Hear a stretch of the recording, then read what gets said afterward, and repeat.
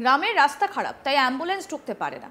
এই পরিস্থিতিতে প্রচণ্ড সমস্যায় পড়লেন একজন গর্ভবতী মহিলা। শেষ পর্যন্ত প্রায় 2 কিলোমিটার রাস্তায় প্রসূতিকে পিঠে চাপিয়ে পাড়ি দিলেন আশাকর্মীর পরিবারের সদস্যরা। এভাবে প্রায় 1 ঘন্টারও বেশি সময় ধরে পিঠে করে ওই গর্ভবতী মহিলাকে নিয়ে যাবার পর পথেই তিনি একটি কন্যা সন্তানের জন্ম দেন। তারপর অ্যাম্বুলেন্সে করে ওই প্রসূতি এবং তার সদ্যজাতকে নিয়ে যাওয়া হয় হাসপাতালে। স্থানীয়দের অভিযোগ, রাস্তা সারাইয়ের জন্য বারবার বলা সত্ত্বেও কোনো লাভ হয়নি। রাস্তার বেহাল দশা এখনো রয়েছে। চাঞ্চল্যকর এই ঘটনাটা তেলেঙ্গানার সাঙ্গারেড্ডি এলাকায়। পথেই ডেলিভারির পর অ্যাম্বুলেন্সে করে ওই প্রসূতিকে নারায়ণ খের এরিয়া হাসপাতালে স্থানান্তরিত করা হয়। రోడ్ లేదు, ఏం లేదు. ఎలక్షన్ చేసేటప్పుడు ఓట్లు కావాలని అడుగుతారు అందరు లుచ్చనా కొడుకులు. ఇప్పుడు చూడండి మా వాళ్ళ పరిస్థితి ఏం చేస్తున్నారు వీళ్ళు. సర్పంచ్ కావాలి, ఇది కావాలి, అది కావాలని అడుగుతారు.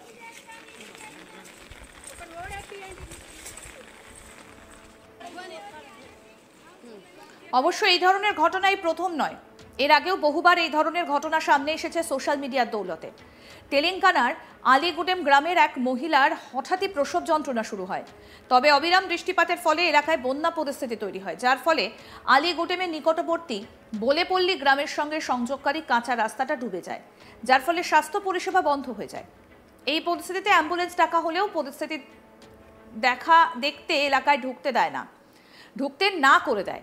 কোনো উপায় না পেয়ে শেষমেশ কোমর সমান জলের মধ্যে প্রসূতিকে কাঁধে চাপিয়ে পরিবারের লোকজন এবং গ্রামবাসীরা হাসপাতালে নিয়ে গিয়েছিল। একটানা বৃষ্টিতে তেলেঙ্গানার মুলুগু জেলায় বানভাসী পরিস্থিতির সৃষ্টি হয়। দেখুন সেই ভিডিও।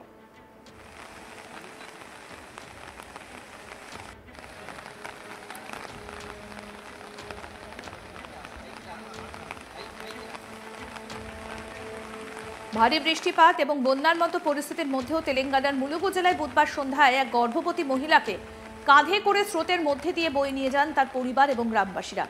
কিছুটা রাস্তা হাঁটার পর তারা বলেপল্লী সড়কে পৌঁছয়। সেখান থেকে তাকে অ্যাম্বুলেন্সে করে মুলুগুর একটা সরকারি হাসপাতালে নিয়ে যাওয়া হয়েছিল।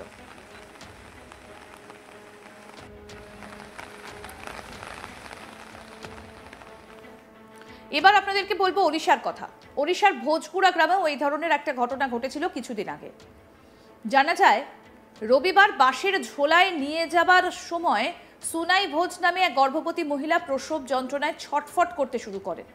এরপর সুনাইয়ের পরিবার লোকজন ডাক্তারি সহযোগিতার জন্য খাইরাপুট কমিউনিটি স্বাস্থ্যকেন্দ্রে ফোন করে। তারপর তারা অ্যাম্বুলেন্স পাঠালেও রাস্তার অবস্থা এতটাই খারাপ ছিল যে তা আর ওই মহিলার বাড়ি পর্যন্ত পৌঁছতে পারেনি। তাই মাঝপথে দাঁড়িয়ে পড়ে অ্যাম্বুলেন্সটা। হাসপাতাল থেকে প্রায় 10 কিলোমিটার দূরে ছিল।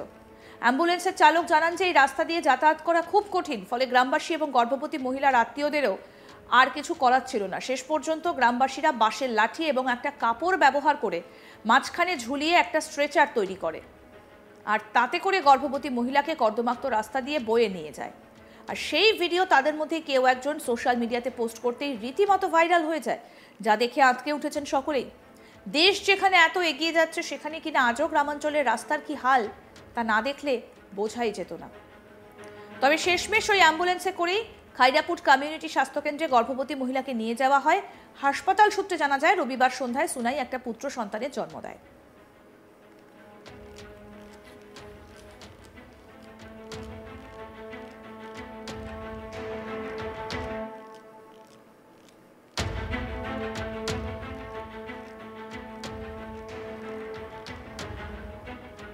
তবে এই মুহূর্তে যে খবরটা সামনে এসেছে, আবারও একই ঘটনা তেলেঙ্গানায়। দেখুন, গ্রামের রাস্তা খারাপ, তাই অ্যাম্বুলেন্স ঢুকতে পারলো না। দেখুন সেই ভিডিও। এই পরিস্থিতিতে প্রচণ্ড সমস্যায় পড়লেন একজন গর্ভবতী মহিলা। শেষ পর্যন্ত প্রায় 2 কিলোমিটার রাস্তা ওই প্রসূতিকে পিঠে চাপিয়ে পাড়ি দিলেন আশাকর্মীর পরিবারের সদস্যরা। এভাবে প্রায় 1 ঘন্টারও বেশি সময় ধরে পিঠে করে ওই গর্ভবতী মহিলাকে নিয়ে যাবার পর পথেই তিনি এক কন্যা সন্তানের জন্ম দেন। তারপর অ্যাম্বুলেন্সে করে ওই প্রসূতি এবং তার সদ্যজাতকে নিয়ে যাওয়া হয় হাসপাতালে।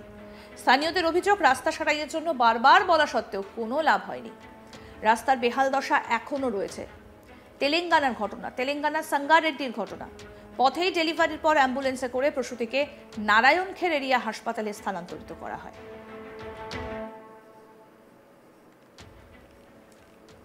আরও আপডেট পেতে দেখতে থাকুন আজ তাক বাংলা। সাবস্ক্রাইব করুন, নোটিফিকেশন পেতে বেল বাটন অপশন প্রেস করুন, হোয়াটসঅ্যাপেও ফলো করুন আজ তাক বাংলা।